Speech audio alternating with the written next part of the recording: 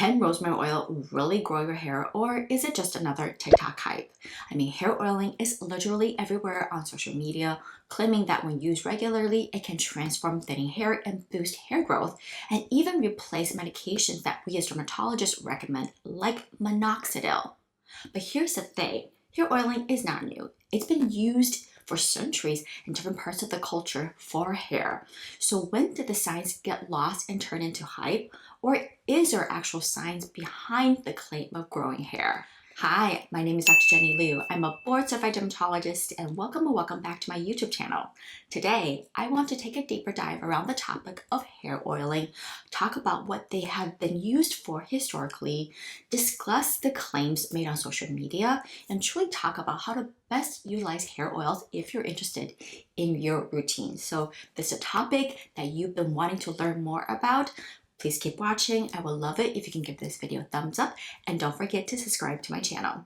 So hair oiling, I mean, in many ways, I love applying oil to my hair, right? There are different ways, and it's such a broad category of how you can use oils in your routine, where to use it on your scalp versus hair, etc.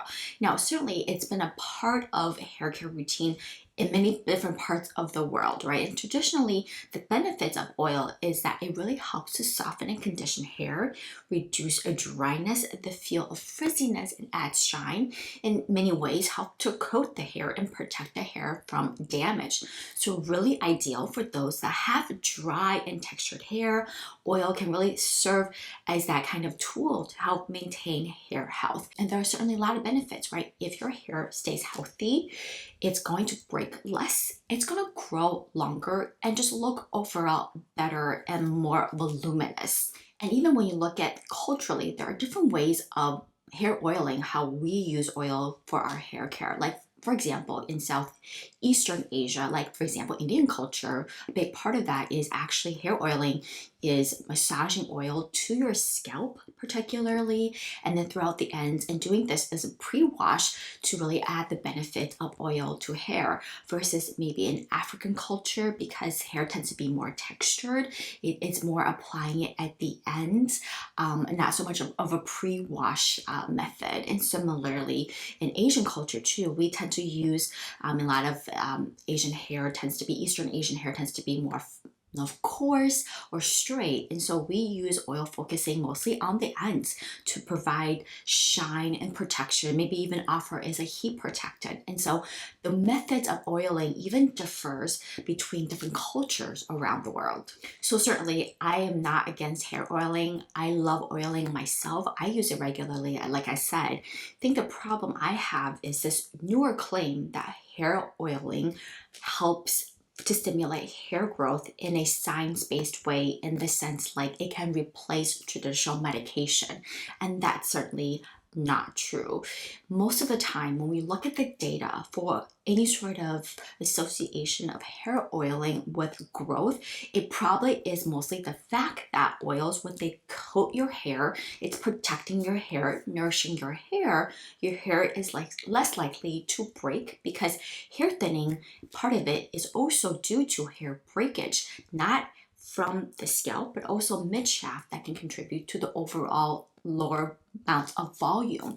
So when you protect your hair and your hair is healthier, it breaks less, it also grows longer, so thereby your hair feels healthier, looks longer, and feels fuller. The other part of the oiling that's associated with potential hair growth is the fact that when you are applying the oil, you're certainly, especially to the scalp, you're massaging your scalp. And that itself has been shown in ways to stimulate, circulation, maybe bring more nutrients to your scalp, and thereby helping potentially in supporting better hair growth. And unfortunately, when we actually look at the oil part of it, meaning the bioactives in the oils, and how if they truly even stimulate the hair follicles to grow hair, and the way that topical minoxidil works, the evidence is very limited, if any at all. Certainly, there's been some laboratory studies just evaluating general efficacy of certain oils, like, for example, pumpkin seed oil. It certainly has been shown that it does have bioactives that can block androgen receptors, so the hormone like DHT that really is the main player, the main bad player in causing androgenic hair loss. So we definitely see that in the kind of the bioactive, the basic science way, molecular chemistry, that these molecules can act in those ways. Now the problem is how much of those bioactives do you need to have in the oil? Like, how concentrated does the oil need to be to even have the same amount of effect as 5% minoxidil, right? We don't know that. That's where certainly we see it happening in these bioactives in the oils, but it doesn't necessarily mean that you're going to get the same efficacy or any efficacy at all when you apply the oil to your scalp. And certainly, hopefully, down the road in the future, we would have more of these, right? But right now, we just don't have really any data supporting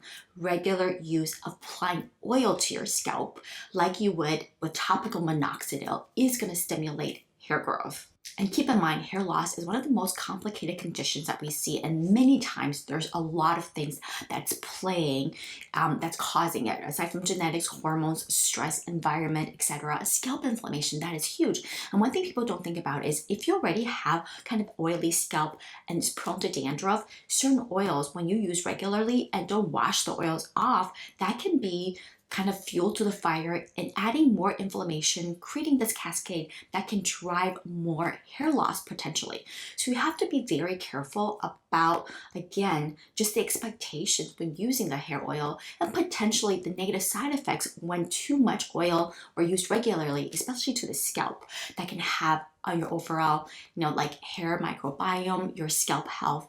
I think there's always great ways to apply oil to the ends. I think, unless you have really fine hair that gets weighed down easily, I think that is one of the best ways and more evidence supporting the use of oil to the hair fibers that can support healthier hair. But the use of oiling to the scalp in stimulating hair growth, again, the evidence is very limited and definitely is not the same as topical minoxidil. So then you're probably wondering, where did the claim, especially of rosemary oil, come from for hair growth?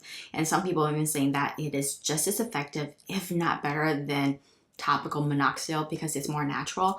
But unfortunately, it came out of one study in 2015.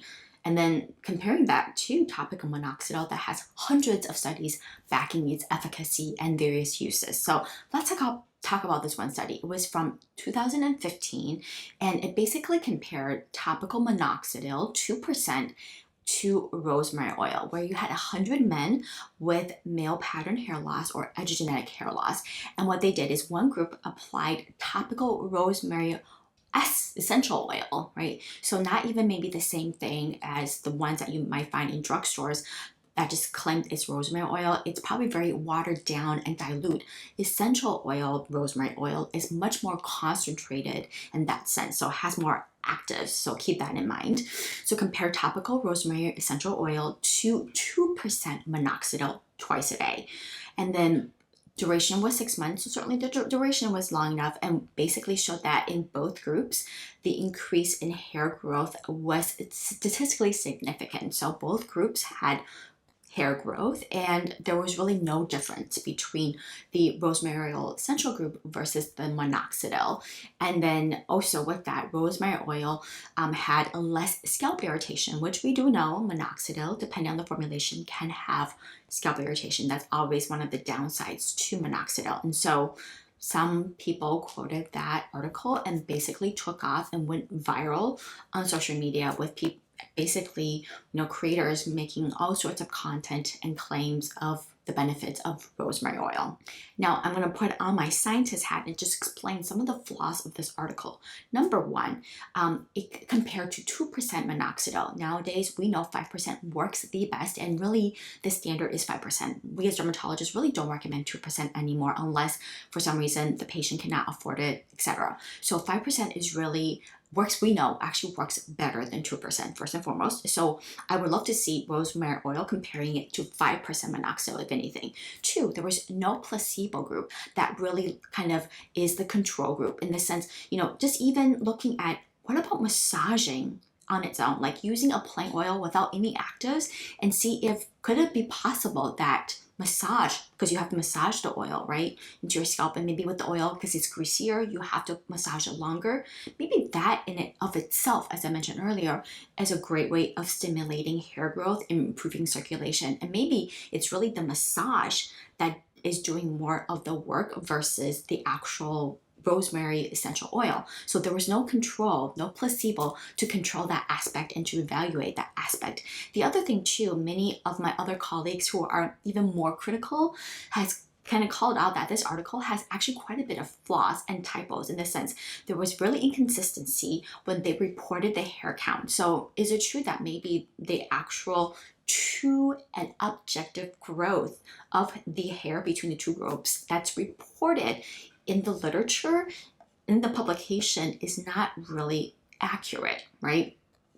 6 months, I would say, is a okay duration, but like I said, I would love to see it even longer, because to be honest, most of the time when I tell my patients to even use topical minoxidil, I tell them give it at least 6 months, if not longer. So certainly could there have been different results if you looked at it 9 months or even 12 months out? We don't know, because the study ended at 6 months. And so probably one of the most important things we need to think about is what should be the most effective concentration, right? This article just mentioned that they used essential oil, right? But we don't know exactly where it's sourced and what is the actual, like all of the part of the essential oil, the important things. And that is, I think, what I want to know is if rosemary oil did work, what should brands use to formulate to get that active concentration, right vehicle, so that way we can, get the benefits from these products, and that is not mentioned. And so basically that just means to me that on the market with all the rosemary oils out there, it's probably just using watered down rosemary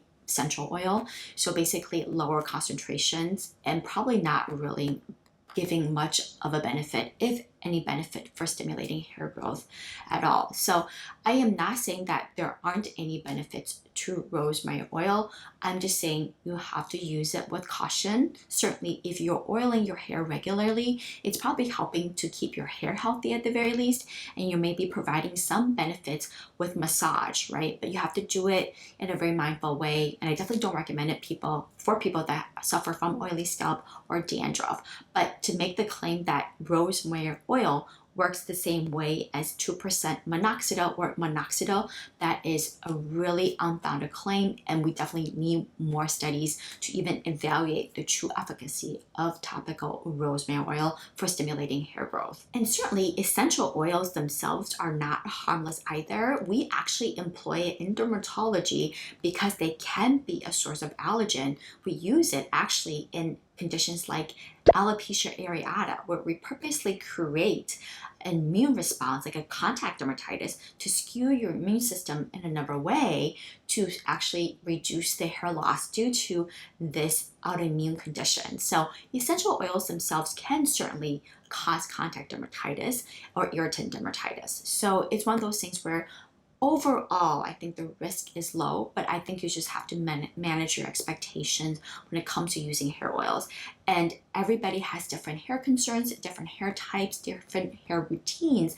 But really where I value the use of oil in my hair care routine, and for those that have similar hair like me, straight, maybe coarse or even fine, but maybe dry, color treated and processed, is just protecting your hair fibers and keeping them healthy, shiny, and smooth.